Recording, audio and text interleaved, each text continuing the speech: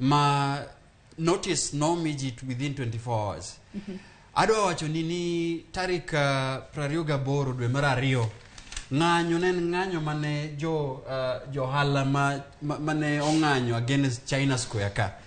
ne gichiwo notice to notice kane gichiwo Obila notamre notice kendo notice mogik mane gichiwo no within 24 hours to ne waneno kane ging'anyo mano yiengi ni gidhi nyaka office deputy president en pogrok mane to mae gima wacho nyadendi Joyce ni ng'anyo manyoro we warang excuses mar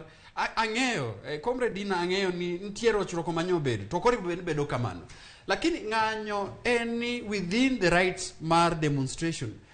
Obila en ni miji security Obila onge right mar determine ni ng'anyo ni dhi mbele kata ok dhi mbele mano within it's a constitution to ka oripo bendini notice at this caliber makoro nen ng'anyo mar kweth mar Azimio do ang'eyo maber no kena ena ng'anyo mora jo piny gi joten piny gi wafuasi mar Azimio nyo dhi wuok in large numbers magi ma was expected we winja ne pach Dina gai kaluore kod weche duto mabendi winjo kada Daniel Rogo wacho iwacho kanyo ni nitiere yore momoko mabende kweth mar Azimio la Umoja ne nyalo tiyo godo mano opogore kod sundo jopiny mar mondo mi owuog oko obede ng'anyo to noseneno odiochieng' manyoro nokodhi e yo makare